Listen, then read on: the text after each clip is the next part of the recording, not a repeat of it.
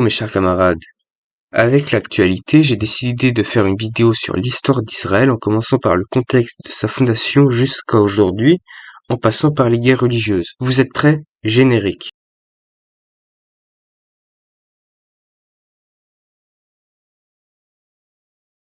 Alors pour commencer le contexte, le sionisme est un mouvement politique et national né dans les années 1880. Il apparaît dans une culture juive dans un contexte de diaspora multiséculaire, dans l'idée que les Juifs sont persécutés et dispersés et qu'ils finiront par se retrouver sur une terre d'où ils sont tous origines, c'est-à-dire la Palestine ou Israël.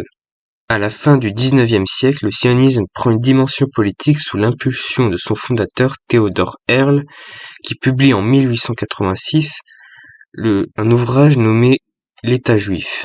Il assiste pendant ce temps par correspondance à Paris au procès injuste contre le capitaine et juif Albert Dreyfus, et en déduit ainsi que partout où seront les juifs, ils seront traités comme des citoyens de second plan et persécutés. En 1897, il va réunir et présider le premier congrès sioniste à Bâle en Suisse, où il va définir un nouvel objectif, c'est-à-dire fonder un nouveau foyer national en Palestine. L'antisémitisme nationaliste et religieux monte en Europe. Les Juifs sont accusés de diverses et plein de choses, notamment de fomenter d'hypothétiques complots pour prendre le contrôle du monde. De plus, la période nazie va encourager des migrations vers la Palestine. Début du XXe siècle, entre 50 et 80 000 Juifs vivent en Palestine. La Palestine est à ce moment-là contrôlée par l'Empire ottoman, et en 1917, la Palestine est conquise par les Britanniques, sous qui des vagues d'immigration juive arrivent sur le sol, fâchant la majorité arabe. Des émeutes anti-juives ont lieu à Jérusalem et à Jaffa en 1920 et 1921, et puis encore en 1929. Les Arabes vont tenter de se révolter contre les Anglais pour mettre fin à leur mandat sans succès. La population juive voit alors le mandat britannique comme une occupation. Après 1945, environ 600 000 Juifs et 1 200 000 Arabes vivent en Palestine. 22 juillet 1946, l'organisation extrémiste et paramilitaire juive Irgun va faire exploser une bombe dans l'hôtel King David où sont abrités les bureaux des autorités anglaises. Le Royaume-Uni, ne trouvant aucune solution, va se tourner vers l'ONU pour en trouver une. La fondation de cet État n'est pas facile. En effet, l'ONU en 1947 propose un plan de partage entre les Juifs et les musulmans selon la répartition de ces deux peuples. Mais dès cette proposition, la guerre civile éclate entre les musulmans et les Juifs. Les musulmans vont perdre cette guerre, et entre 300 et 400 000 Palestiniens vont fuir les combats où les Juifs qui massacrent les musulmans tels qu'à Der Yassin, où 200 musulmans vont être tués, la plupart étant des civils. Le 14 mai 1948, le Ben Gurion, président de l'Agence juive, va proclamer l'indépendance de l'État d'Israël, dont il est le chef provisoire, puis le Premier ministre, suite aux premières élections démocratiques en 1949. Le pays est très en avance sur la démocratie par rapport à ses voisins arabes et proclame également l'Aria ou la loi du retour qui autorise tous les juifs du monde à rejoindre le sol israélien. Et le lendemain de la proclamation de l'État d'Israël, la première guerre israélo-arabe éclate. La Transjordanie, la Syrie, l'Égypte et l'Irak déclarent communément la guerre à Israël. Leurs armées franchissent les frontières de la Palestine. Ils sont beaucoup plus nombreux, beaucoup mieux équipés que les Israéliens, mais pourtant ces derniers résistent.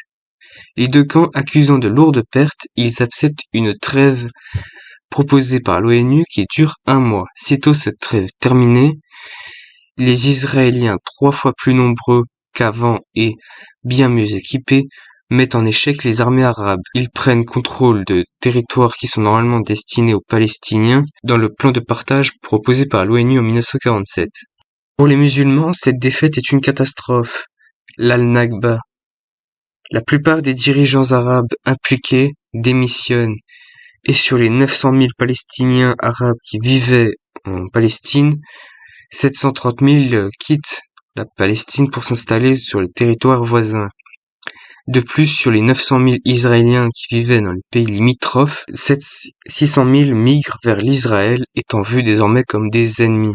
Israël va continuer à accueillir de nouveaux concitoyens. Entre 1948 et 1952, environ 1 million de personnes vont faire leur aria, permettant au pays de se développer économiquement et militairement, comme vont le montrer les victoires des Israéliens sur les Arabes en 1956 et en 1973 ainsi qu'en 1967.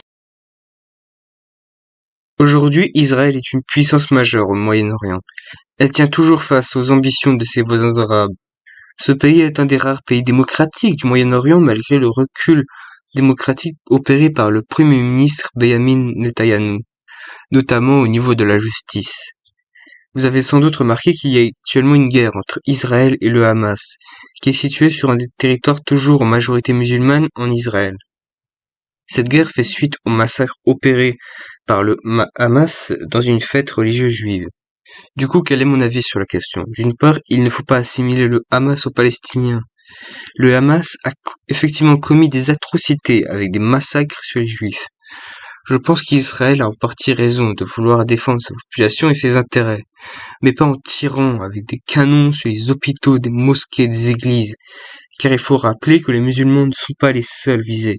Il y a aussi des chrétiens qui sont sur les territoires attaqués par l'artillerie israélienne. Je pense aussi que ces bombardements sur les civils, au-delà d'être terribles et horribles, sont une erreur stratégie lamentable et évidemment évitable.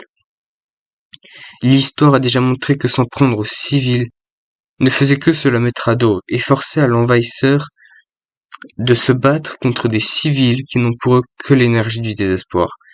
Je suis ainsi pour la défense des intérêts israéliens contre le Hamas, mais pas contre les Palestiniens et contre le bombardement que j'estime illégaux.